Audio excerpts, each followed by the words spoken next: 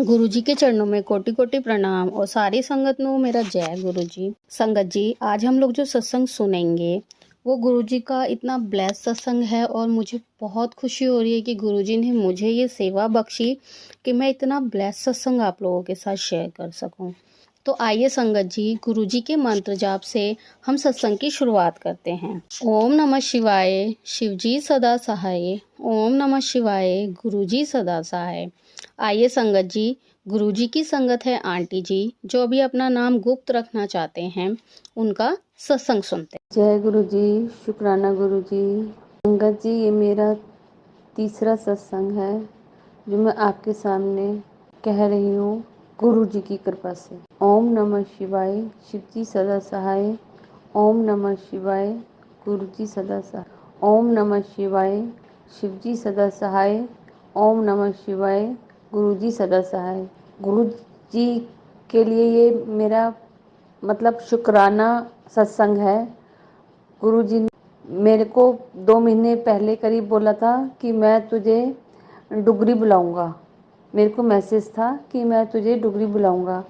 तो मैंने देख के ऐसे कह दिया कि अरे कहाँ डुगरी गुरुजी, कहाँ इतनी दूर जाना होगा। लेकिन उसके 2-3 दिन बाद ही ग्रुप में मैसेज था, जहाँ सत्संग होता है ग्रुप है बना हुआ, तो कि अगर किसी ने डुगरी चलना है तो अपनी सीट रिज़र्व करा लें।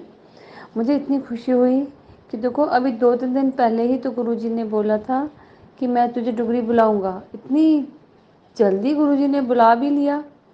वाह गुरुजी, शुक्राना गुरुजी। मैंने क्या, गुरुजी ने हमारी सीट कराई और हम डुगरी गए। पहले हम 6 अप्रैल को यहाँ से गए थे, उस दिन सैटरडे था। पहले हम छतरपुर वाले मंदिर, बड़े मंदिर में गए थे। फिर वहाँ से नेक्स्ट मॉर्निंग हम वहाँ पहुँच गए डुगरी। वहाँ डुगरी पहुँच के ओहो, वहाँ तो बहुत ज़्यादा रश था। वहाँ का रश इतना था बट वहाँ परेशानी ज़रा सी भी नहीं हुई, क्योंकि वहाँ के जो सेवादार हैं उन्होंने इतने अच्छे से सब कुछ संभाला हुआ था कि ज़रा भी कहीं कुछ परेशानी नहीं हुई, कुछ भी नहीं हुआ। सेवादार के सेवा भाव को सच में नमन है। और जो हमारा ग्रुप गया था बरेली से, उसमें भी 100 एबव थे डुगरी जाने के लिए। तो यहाँ के भी जो सेवादार हैं उनकी भी सेवा भाव को शत शत नमन। उन्होंने इतने अच्छे से सारी संगत को संभाला, कहीं भी किसी को कोई परेशानी नहीं हुई, सब अच्छे से गए। और सभी लोग उनकी तारीफ़ कर रहे थे कि इन्होंने बहुत अच्छा अरेंजमेंट किया है, बहुत अच्छे से सारे संगत का ध्यान रखा है, हर चीज़ का ध्यान रखा उन्होंने। बहुत, क्योंकि बहुत मुश्किल होता है इतने बड़े ग्रुप को संभालना, बहुत मुश्किल होता है, कहना भी आसान नहीं है मेरे लिए तो, और उन्होंने तो वो करा है। ऐसे ही वहाँ पे डुगरी में था, वहाँ पे सेवादारों ने बहुत अच्छे से संभाला हुआ था, बहुत अच्छे से, किसी चीज़ की कोई कमी नहीं थी, बहुत अच्छे। वहाँ हमने डुगरी में गुरुजी के दर्शन किए, बहुत अच्छा लगा। और मेरा मन था कि मुझे कोई वहाँ की पुरानी संगत मिल जाए जिससे मैं गुरु जी के बारे में कुछ पूछूं, कुछ बात। लेकिन मुझे वहाँ कोई भी गुरु जी की पुरानी संगत अगर होगी भी तो ऐसे क्या पता चलता है ना संगत जी, ऐसे तो कुछ नहीं पता चलता। तो खैर मुझे ऐसा कोई नहीं मिला। लेकिन लौटते समय उन्हीं के पिंड में, तो वहाँ पे एक, वहीं से अभी हम निकल ही रहे थे, मतलब मंदिर के आसपास ही थे। एक काफ़ी एजेड आंटी थी, वो बाहर मंजी पे बैठी थी, मतलब चारपाई पे बैठी हुई थी अपने घर के बाहर ही। मैंने सोचा मैं इनके पास जाऊं और इनसे कुछ गुरुजी की बातें करूं। मैं उनके पास गई। वो आंटी आई थिंक 80-85 के बीच की थी, काफ़ी बुजुर्ग थी। मैंने उनके पैर छुए तो उन आंटी ने मेरे को आशीर्वाद दिया। मैंने उनसे कहा, आंटी आपने तो मेरे गुरुजी को देखा होगा, वो यहाँ पे हंसते खेलते रहते होंगे, घूमते रहते होंगे। तो उन आंटी ने हाँ में जवाब दिया। तो मैंने उनसे कुछ और पूछना चाहा। मैंने उनसे कहा गुरुजी की कोई और बातें बताओ। तो वो बोली कि मेरे को ठीक से सुना ही नहीं आता। तो खैर वो मेरे से बात नहीं कर पाई, लेकिन मुझे इसी में खुशी हो गई, चलो ये उन्हीं के पिंड की है, तो इन्होंने तो गुरुजी को खूब अच्छे से देखा होगा। बात करी होगी, प्यार भी करा होगा।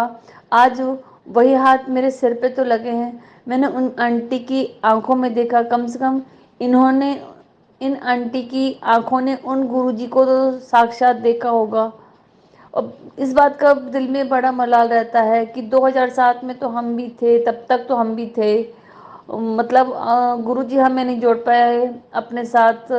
जब फिजिकल फॉर्म में थे तो हम भी गुरुजी के पास आते, उनसे मिलते। जो आंटी मिली थी उनसे मिलके बहुत अच्छा लगा। वो बल्कि जबकि मुझे बता कुछ भी नहीं पाई कि उन्हें क्लियरली सुनाई नहीं दे रहा था, तो बस इतना ही कहा कि हाँ गुरुजी यहीं पे थे। और बहुत अच्छा लगा वहाँ डुगरी जाके, बहुत अच्छा लगा। एक बात और बताना चाहती हूँ संगत जी, मेरा छोटा बेटा वो गुरुजी को नहीं मानता, बिल्कुल भी नहीं मानता।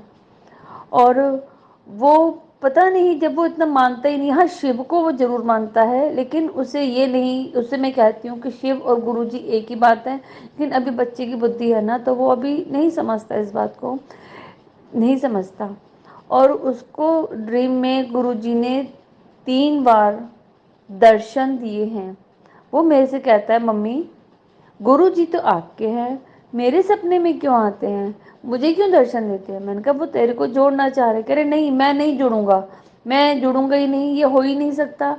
मैंने मन में सोचा कि बेटा तू क्या जोड़ेगा, वो तेरे को जोड़ेंगे। जब वो तेरे ड्रीम में 3 बार आ चुके हैं तो वो शरण में तो अपनी तुझे ले चुके हैं, अब तेरा स्वीकार करना बाकी है। वो गुरुजी जाने और उनकी लीला जाने, वो कब कैसे कहाँ तेरे को ब्लेस करेंगे और अपने से जोड़ेंगे। और इस बात की मुझे पूरी पूरी आशा है, आशा नहीं, मुझे पता है गुरुजी उसको जोड़ेंगे, क्योंकि गुरुजी ने मेरे को मैसेज भी दिया है कि तेरे बच्चे अब मेरी शरण में है, मैं आप पे देख ले आऊँगा, तू चिंता ना कर।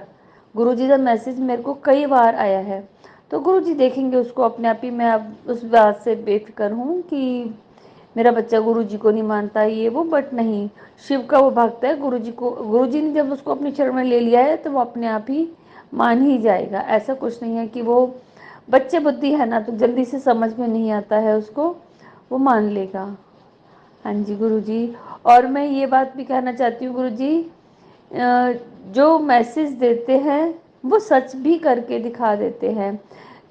जैसे कि मुझे ड्रीम में गुरुजी ने नहीं नहीं सॉरी, मैसेज था मेरे को कि मैं तुझे सर्प रूप विच दर्शन देंगा।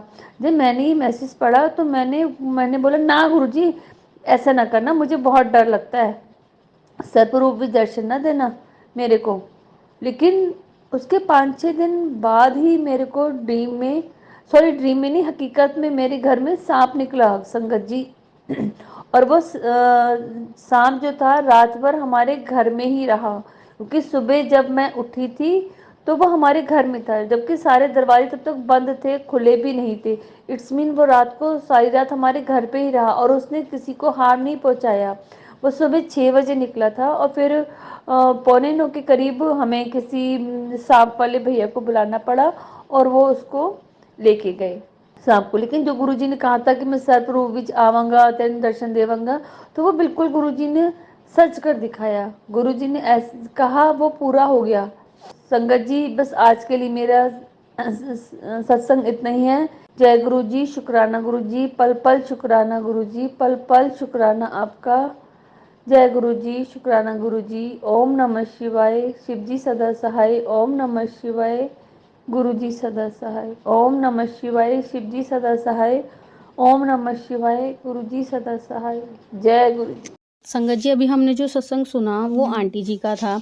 आंटी ने हमारे साथ इतना खूबसूरत सत्संग शेयर किया, जिसके लिए आंटी जी का बहुत बहुत धन्यवाद। संगत जी अगर आपको भी ये सत्संग अच्छा लगा हो तो मेरे चैनल को सब्सक्राइब करें, वीडियो को लाइक एंड शेयर ज़रूर करें, क्योंकि हम जितना ज़्यादा इस सत्संग को लाइक एंड शेयर करेंगे, ये सत्संग उतना ज़्यादा ही गुरुजी की और संगत के पास जाएगा, जिससे अगर किसी भी संगत के किसी भी सवाल का जवाब अगर इसमें होगा तो वो उन तक पहुंच जाएगा। इसी के साथ मैं अपनी वाणी को विराम देती हूँ और सारी संगत नू मेरा जय गुरु जी।